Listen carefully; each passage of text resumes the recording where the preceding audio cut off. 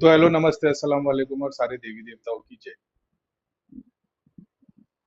इतने सारे पॉइंट है, चलो उसके ऊपर अपने को थोड़ा एक्सप्लेन करना पड़ेगा कि एक तो ये हाजिरी वाला केस।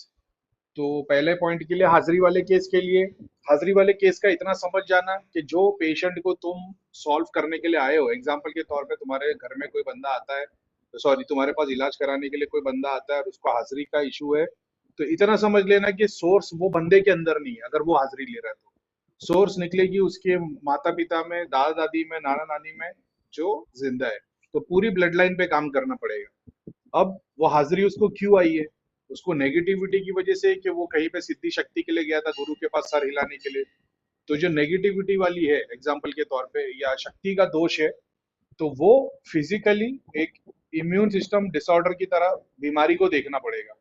और उसके ऊपर दोनों चीज काम करनी पड़ेगी, फिजिकल भी और एस्ट्रल भी। उसके लिए उसको दवाई भी लेनी पड़ेगी, उसको डीप स्लीप में भी लेके जाना पड़ेगा, अब वो चाहे खुद से हो या चाहे उसको नींद की गोली देके हो।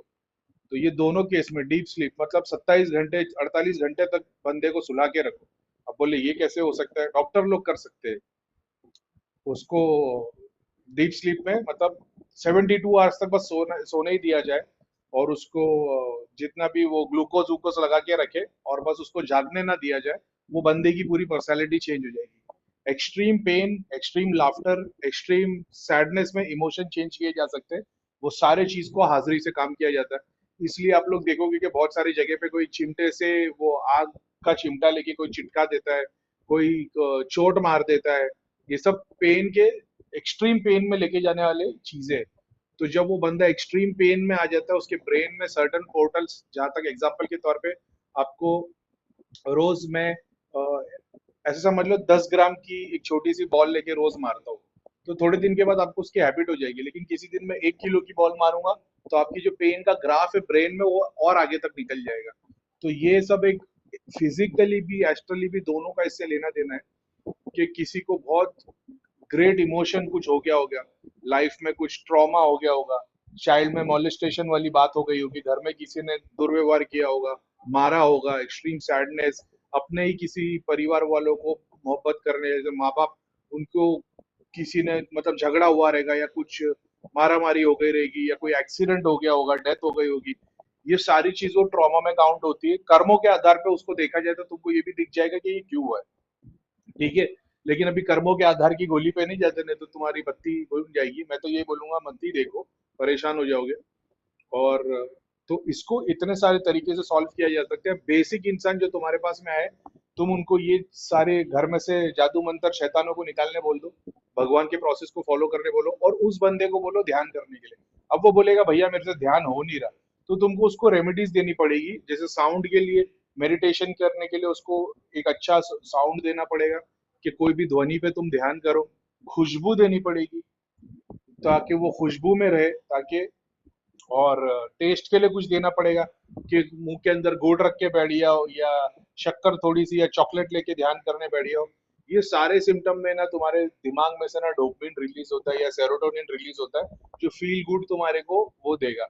अब जैसे ही तुम्हारे को तकलीफ वाला बंदा ध्यान करेगा ना, एग्जाम्पल के तौर पे अगर तुमको चोट लगी है, तुम्हारे शरीर पे कोई घाव है, और तुम उसको ध्यान किया जाए ना, तो ध्यान में तुम ध्यान के स्टेट पे जा ही नहीं पाओगे।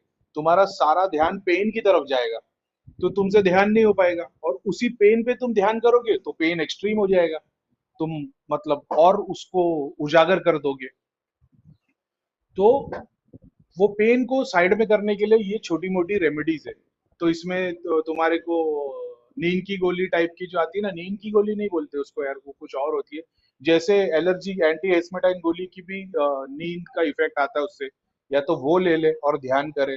तो ये उनको कितने दिन तक करना है? 15 दिन, 30 दिन, 45 डेज तक। अगर वो 2-3 घंटे, 4 घंटे बैठ पाते, मुंह के अंदर चॉकलेट रख के, कान में ईयरफोन लगा दिया, ओम की ध्वनि चल रही है, जो भी अच्छी शांति वाली म्यूजिक, रैप और डिस्को रैप नहीं, शांति वाली म्यूजिक लगा के दिया जाए, और उनके खुशबू लगाई जाए, उनको चॉकलेट या कोई मीठा मुंह के अंदर रखा जाए, तो वो सेरोटोनिन रिलीज होता रहेगा, तो पेन नहीं होगा।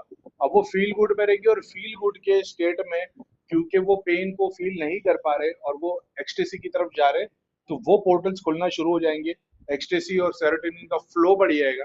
फ्लो बढ़ने की वजह से हाजिरी जो आ रही थी उनको, वो हाजिरी बंद हो जाएगी। ये साइंटिफिकली भी, आयुर्वेद के थ्रू भी, पंच तत्व के योगा के थ्रू भी, और ध्यान मेडिटेशन के थ्रू भी, इन सब का मैंने कॉम्बिनेशन बना के ये आपके सामने प्रेजेंट कर दिया है कि इतने तरीके से काम हो सकता है। तो वो डिपेंड करता है सामने वाले केस देखने के लिए कि ये हाजिरी किस टाइप की ले रहा है। पूरी बॉडी दीवार पे सर मार रहा है, कि सिर्फ हल्का हल्का सर हिला रहा है, या कपड़े फाड़ दे रहा है। वो देखना पड़ेगा कि उसका ग्राफ कहाँ तक है, कितनी एक्सट्रीम इंटेंसिटी है इसके अंदर, और ये कहाँ तक कर पा रहा है, उसके अकॉर्डिंग इलाज करना पड़ता है। ठीक है। तो आप सोचेंगे कि इसके ऊपर से हवन कर करके इस बंदे को ठीक किया जाए, जाप कर करके ठीक किया जाए, बिल्कुल भी नहीं होगा। इसको सारे फैक्टर पे काम करना पड़ेगा, ऐसा है। अब अब जैसा मैंने बोल दिया, बहुत सारे लोग बोलते हैं भैया मेरे से जाप नहीं हो रहा, ध्यान नहीं हो रहा। तो जाप और ध्यान जब नहीं होता है तब क्या करना चाहिए, उसका ये सॉल्यूशन फर्स्ट पॉइंट का। ठीक है।